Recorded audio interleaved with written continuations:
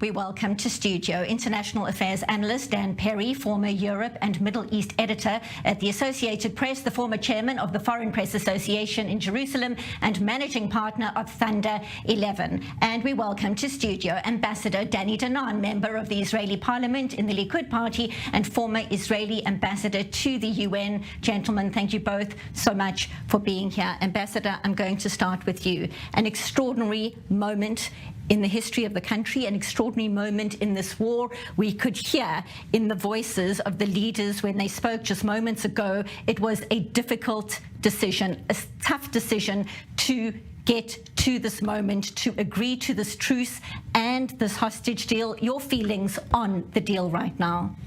We are not facing an easy decision ahead of us, and we heard the Prime Minister about this current decision. But we have to remember that we're going to have dozens of hostages in the hands of Hamas, including babies and entire families, even after this pause. We have to be focused on the goals, and the goal is to eradicate Hamas, period. That is the main goal. We should not forget it every morning. At the same time, we will continue to do everything we can, and we just prove that we are willing to pay heavy prices to bring back the hostages. Clearly, there are risks involved in accepting a deal like this, but this is about getting back Israelis, getting back hostages, babies, children, adults, the elderly. Your take on where the country stands right now, what this deal means for the country? The deal means that there is some hope of getting back hostages. There was pressure on the government by from some circles to insist on getting back all the hostages, and essentially the press conference message was that this was the optimal deal that could be achieved.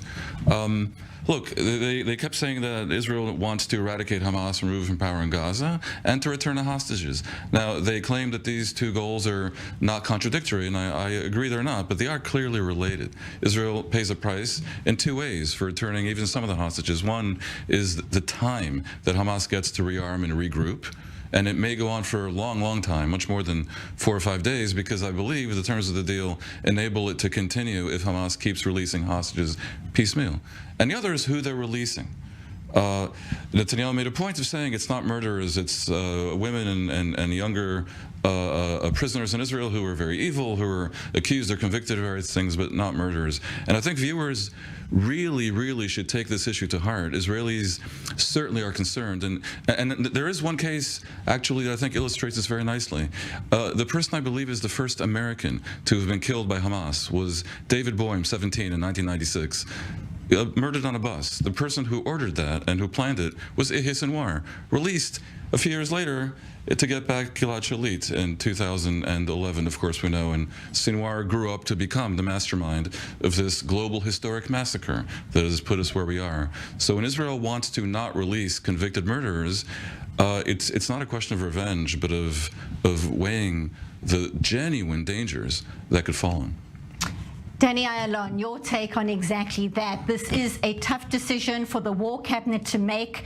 There are concerns about what Hamas will do in terms of regrouping in the days. It's going to be 4 days to start, but it could well be longer. And yet, Israel says it's got to do whatever it takes to get the hostages back. Your thoughts? Right. No, this was a terrible decision, but it was the only decision to be made for, our own conscience, for the unity of the people, to really alleviate as much as possible the human suffering, of the families, and for that matter, the entire people of Israel. We are just one family here.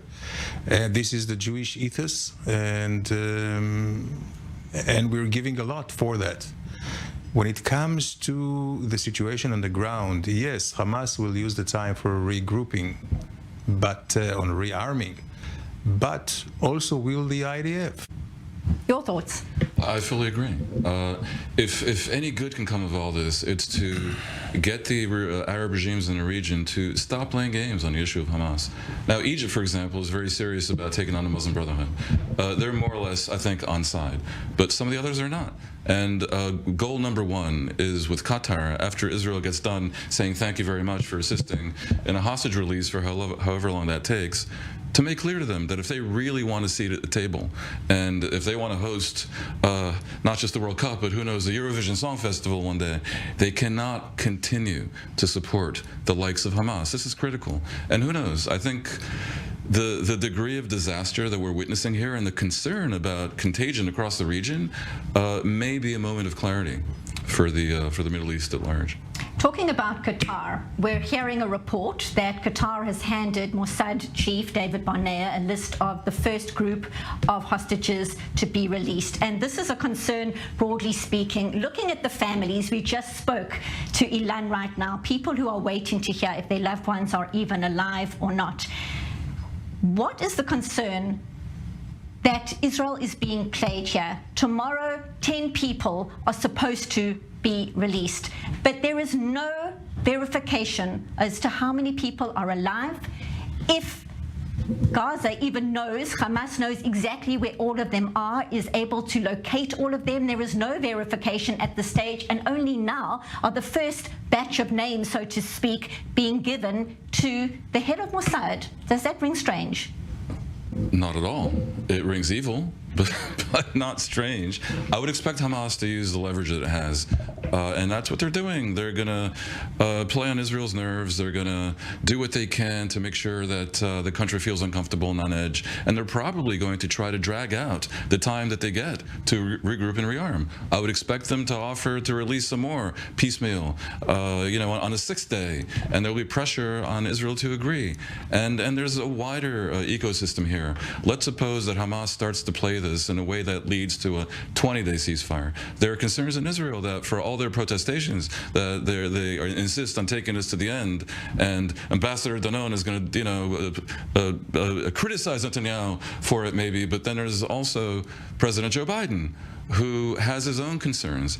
And remember that even though Biden was very, very much supporting Israel and taking some heat for it domestically in the early days of this, when the memories of the massacre were vivid in everyone's minds, he's headed towards an election, and he needs the Muslim electorate in Michigan quite critically, and he needs the youth of Gen Z and the progressive movement to vote for him next year. And he would probably like to see this end. So if this ceasefire becomes a month ceasefire, the war may never resume. Dan Perry, your thoughts on where things stand right now. The nation is waiting, holding its breath, so to speak, waiting to see how things are going to unfold tomorrow, who gets to come home. It's heartbreaking, it's a heavy heart, and at the same time, there is hope at last. Your take? There will be a lot of celebration, the release of some hostages, but I think Israel is starting to understand that this will take a long, long, long time, because for however long the hostage release is spread out, in the end, the overall goal of removing Hamas from power is going to be one that Israel will have trouble letting go of. And so that has the effect of prolonging this entire affair. And of course, the other issue is Lebanon. Many viewers may not know, today is Lebanon's Independence Day. Now, it is indeed a day, but the independence is a fiction. Lebanon's controlled by Hezbollah, and with all due respect to the UN, unless they intend to mount an army, that resolution that the foreign minister spoke of is probably going to remain unimplemented. And this is, along with Hamas, another major, major problem that Israelis are starting to realize is not one they can for long ignore without potential consequences. Very briefly, the role that Iran is playing right now with Hamas and Hezbollah, very briefly. They're obviously stirring the stew as much as possible and staying true to the reputation as a troublemaker in the region who will fight to the death of its last proxy. But I think Iran itself is probably not eager to get into a war.